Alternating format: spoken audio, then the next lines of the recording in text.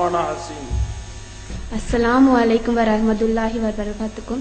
என்னோட பேர் வந்து ஜுமானா ஹசீன். இதுக்கு முன்னாடி நான் வந்து இந்து மதத்தில் ரெட்டியார் அந்த இது சேர்ந்த வகுப்பு சேர்ந்தத்தில் நான் இங்கே தான் இங்கே இது. அப்போ வந்து என் பேர் வந்து காயத்ரி.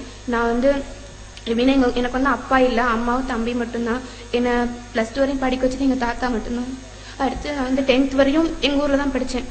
எனக்கு வந்து ஒரு எங்கள் மதம் தான் அப்படிதான் தெரியும். எனக்கு வந்து எங்கள் மதம் மட்டும்தான் இருக்குது. இப்படி இஸ்லாம் அதெல்லாம் எனக்கு எதுவுமே தெரியாது. எங்கள் ஊர் சுற்றிலும் முஸ்லீம்ஸ் யாருமே நான் பார்த்ததில்லை. 10th வரை எப்படின்னா எனக்கு வந்து எல்லாமே எங்கள் மதம் தான். அப்படி எது சொன்னாலும் நான் முருகன்ட்டு தான் போய் சொல்வேன். இப்போ வந்து எக்ஸாமுக்கு போகும்போது நான் புக்கை பெறட்டணும் இல்லையோ தெரியல, கோயிலில் போய் உட்காந்து நல்லா ப்ரேயர் பண்ணிட்டு நான் நல்ல மார்க் வாங்கணும், நான் அது பண்ணணும் இது பண்ணணும், எப்போ பார்த்தாலும் கோயிலுக்கே போயிட்டு இருப்பேன். 10th நான் ஸ்கூல் ஃபர்ஸ்ட் வாங்கினது கூட நான் காரணம் இல்லை, நான் கடவுள்னால தான் நான் வாங்கியிருக்கேன் அப்படின்னு சொல்லிட்டு இன்னும் அதிகமாக ஈடுபாடோட கோயிலுக்குலாம் போக ஆரம்பிச்சேன். இப்படி போயிட்டு இருக்கப்ப என்னாச்சு அப்படின்னா திடீர்னு எனக்கு ஒரு திரும்ப என்னன்னா வந்து நிறைய மார்க் வாங்க இங்க என்ன பண்ணிட்டாங்க, நீங்க வேணாம், இது கிராமமா இருக்கு, நீ போய் ஹாஸ்டல்ல தங்கி படி, உனக்கு ஒரு நல்ல இது கிடைக்கும் அப்படின்னு சொல்லி ஹாஸ்டலுக்கு அனுப்பி வச்சாங்க. அங்க வந்து பழனி பக்கத்துல உடுமலைப்பேட்டை அப்படின்னா நான் படிச்சேன். அந்த ஊர்ல தான் வந்து 11th 12th படிச்சேன்.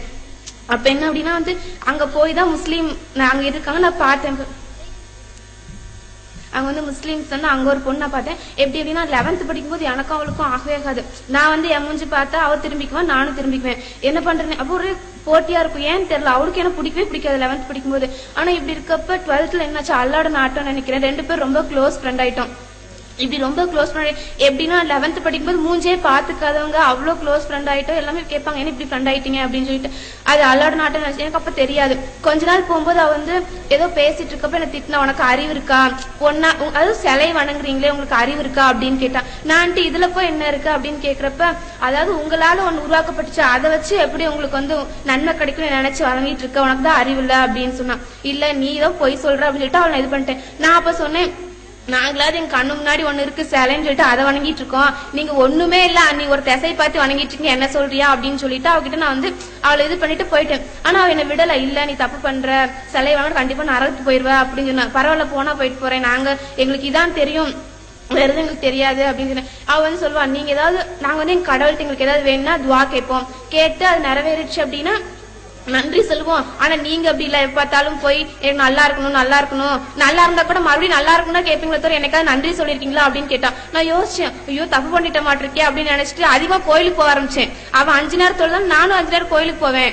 எப்படின்னா அவ வந்து தொழுகை ரொம்ப ஆசையா இருக்கும், அவ மட்டும்தான் மார்க்கத்துல பெருசா இருப்பாளோ, நம்மளும் நம்ம மதத்தை பெருசாகி காட்டணும், இவன் மட்டும் அடிப்பாளோ அப்படின்னு சொல்லிட்டு அதிகமா கோயிலுக்கு போக ஆரம்பிச்சேன். அவ சொன்னா, ரொம்ப தப்பு பண்ற, மறுபடியும் தப்பு பண்றது நல்லது இல்லை அப்படின்னு. பரவாயில்ல எனக்கு எங்க மதம் தான் பெருசு, நீதான் பொய் சொல்ற அப்படின்னு சொல்லிட்டான். சரி அவ வந்து என்ன விடல, மறுபடியும் சொல்லுவா, இப்படிலாம் நிறைய புக்ஸ் எல்லாம் கொடுத்து படி அப்படின்னு சொல்லுவான். ஆனா நான் படிக்க மாட்டேன், நீ பொய் சொல்றே அப்படின்னு சொல்லிட்டு விட்டுருவோம். இப்படியே எனக்கும் அவளை கொஞ்சம் பிடிக்க ஆரம்பிச்சு. என்னன்னு தெரியல, தொழுகிறது, அந்த புர்கா போட்டு வர்றது, அதெல்லாம் கொஞ்சம் பிடிக்க ஆரம்பிச்சிச்சு.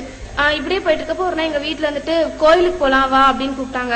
எனக்கு வந்துட்டு ஐயோ நான் வரல, நான் வந்துட்டு தப்பாச்சு. எனக்கு அப்ப தோணுச்சு திடீர்னு, இது ரொம்ப தப்பாச்சே, இப்ப நம்ம போக கூடாது அப்படின்னு தோணிட்டு நான் போகல. போயிட்டு என் ஃப்ரெண்ட போய் சொன்னேன், இப்படி எனக்கு நடந்துச்சு, நேற்று எங்க வீட்டுல கோயிலுக்கு கூப்பிட்டாங்க, நான் வரமாட்டேன்னு சொல்லிட்டேன் அப்படின்னு. அதுக்காக சொன்னா, போக வேண்டியதானே, நீ தானே சொல்லுவாங்க மதம் பெருசுன்னு, போக வேண்டியதானே அப்படின்றதுக்கு. இல்ல நான் இப்போதும் எனக்கு கொஞ்சம் பயமா இருக்கு, இல்ல நான் இஸ்லாம் தான் உண்மையான எனக்கு தோணுது, எனக்கு நிறைய சொல்லி இஸ்லாம் கொடுத்தான். அப்போ வந்து அவன் மன்னரை மர்மம்னு ஒரு புக் கொடுத்தான். அதை படிச்சதுக்கு அப்புறம் எனக்கு ஒரு ஷாக்கு, ஐயோ இந்த உலகம் தான் நினைச்சோமே, இதுக்கப்புறம் தான் உலகமே இருக்காட்டிருக்குது அப்படின்னு நினைச்சிட்டு இப்ப இந்த உலகத்தோட முடிஞ்சு போயிரு நம்ம வாழ்க்கை, இதுக்கப்புறம் எதுவும் கிடையாது அப்படின்னு நினைச்சிட்டு எனக்கு தான் தெரிஞ்சு இதெல்லாம் பொய்யான வாழ்க்கை, இதெல்லாம் சும்மா கொஞ்ச நேரம் தான், இதுக்கப்புறம் தான் உண்மையான வாழ்க்கையே இருக்குன்னு தெரிஞ்சுட்டேன். எனக்கு என்ன பண்றதே தெரியல. அப்புறம் அவன் நிறைய சொல்லி கொடுத்த மார்க்கத்தை பத்தி எல்லாம் தெரிஞ்சுட்டு, ஆனா எங்க வீட்டுல என்ன பண்ணிட்டேன், கொஞ்சம் தெரிய ஆரம்பிச்சிச்சு. ஆனா அது அவ்வளவு கண்டுக்கல. நான் ஹாஸ்டல்ல இருந்தனால 12th பப்ளிக் எக்ஸாம் முடிஞ்சு வீட்டுக்கு போகணும். வீட்டுக்கு போனா என்னால மார்க்கத்தை இது இஸ்லாத்தை ஃபாலோ பண்ண முடியாது. ஏன்னா அப்படின்னா எங்க வீட்டுல இருந்து இந்து ரிலிஜன் ரொம்ப அதுல தீவிரமா இருப்பாங்க. முஸ்லீம்ஸை பார்த்தவே அவங்க யாருக்குமே பிடிக்காது. ஏன்னா எங்க கிராமத்துல அப்படிலாம் இல்லை இல்லையா, அதனால முஸ்லீம்ஸ் தான் சுத்தமா பிடிக்காது.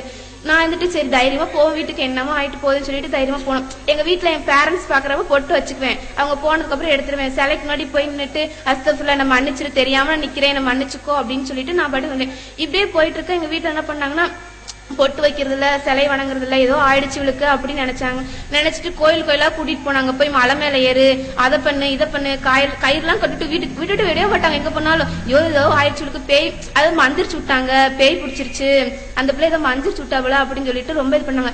எங்க தாத்தா எல்லாம் கூப்பிட்டு கேட்டாங்க, என்னாச்சு உனக்கு அப்படின்னு கேட்டப்ப எனக்கு ஒன்னு நல்லாதான் இருக்கேன் அப்படின்னா, இல்ல இவ முஸ்லீமா என்ன தெரியுமா, தீவிரவாதம் பண்ணுவாங்க, உன்னை கூட்டிட்டு போய் எங்காவது விட்டுருவாங்க, நீல போகாத அப்படின்னு. இல்ல இதான் அவங்க சொல்றாங்க எனக்கு தெரியும். அவங்க சொல்றப்ப மண்டை ஆட்டினா அதுக்கப்புறம் இல்ல இதான் உண்மைன்னு நினைச்சிட்டு வீட்டுக்கு வந்து பேசாம உட்காந்துட்டேன்.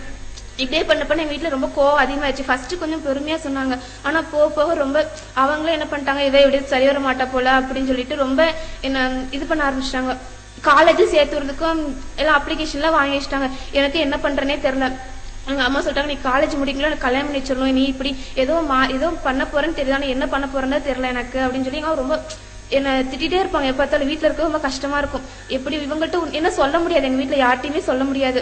மாரத்தை பத்தி சொன்னா யாராவது எனக்கு கொன்னே போட்டுருவாங்க.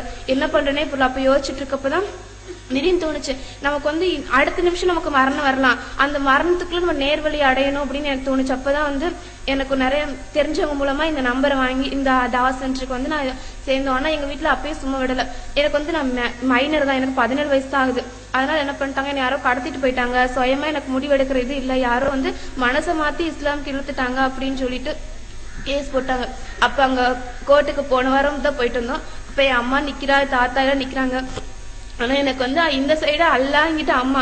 ஆனா எனக்கு எதுவும் என்ன தெரிஞ்சுன்னா அல்லாதான் தெரிஞ்சான். ஏன்னா அல்லாதான் நமக்கு எப்போ வருவான். என் அம்மா அப்பெல்லாம் இங்கே போயிருவாங்க, அதுக்கப்புறம் வரமாட்டேன்னு தெரிஞ்சிச்சு. அப்ப ஜட்ஜு என்கிட்ட கேக்குறாரு, என்ன பண்ண போற அப்படின்னு சொல்லிட்டு நான் வந்து தாவா சென்டருக்கு தான் போவேன், அம்மா முக்கியம் இல்ல அப்படின்னு சொல்லிட்டு அவங்கள்ட்ட நான் மூஞ்ச கூட பாக்கல. நான் வந்து ஜட்ஜ் வந்துட்டு எனக்கு வந்து அல்லாட நாட்டம். ஜட்ஜ் என்ன பண்ணிட்டாருன்னா, இந்த பொண்ணுக்கு 17 வயசுனாலும் பரவாயில்ல, எப்பயும் அங்கேயே படிக்கட்டும், இவமா கூட அனுப்புவேனா அப்படின்னு சொல்லிட்டு இவமா என்கிட்ட பேசல போயிட்டாங்க. நீங்க எல்லாம் துவா செய்யுங்க, எங்க அம்மாவும் எங்க தம்பி இஸ்லாத்துக்கு வந்து எங்களோட பேசணும்னு சொல்லிட்டு. அது மாதிரி நீங்களும் நல்ல எல்லாம் உங்க ஃப்ரெண்ட்ஸ் யாரா இருந்தா அவங்களுக்கும் தாவா பண்ணி இஸ்லாம் புரியுங்க. எல்லாரும் நல்லா ஈமானோட உறுதியா இருந்து சொர்க்கத்துக்கு போகணும். எல்லாம் துவா செய்யுங்க எனக்காக. அஸ்ஸலாமு அலைக்கும் வரஹ்மத்துல்லாஹி வபரகாத்துஹு. சகோதரிகளுக்காக நாம் எல்லாம் துவா செய்வோமாக.